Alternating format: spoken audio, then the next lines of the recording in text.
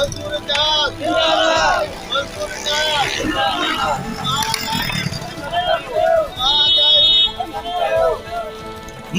मजदूर मजदूर मजदूर मजदूर इत्तेहाद मजदूर इत्तेहाद महंगाई।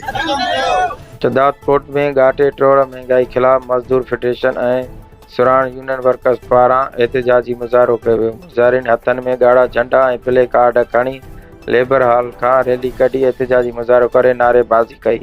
उन मौक़े ते पौरियत अॻवान कामरेड मोहम्मद सीलरो, अब्दुल सत्तार मंगणार, मोहम्मद मुराद सीलरो, मोहम्मद हसन चांडियो, मोहम्मद अमीन ख़ासकेली ऐं ॿियनि मीडिया सां ॻाल्हाईंदे चयो त मुल्क में घाटे टोड़ महंगाई सबबि खाधे पीते ऐं आम वाइपे जे शयुनि में इज़ाफ़ो थी वियो आहे, जंहिं में अटो, गिहु, खंडु, चांवर ऐं ॿियनि शयुनि में रिकॉर्ड वाधि खां पोइ पौरियत तबिक़ो महांगाई जे चकी में पिसिजी रहियो आहे।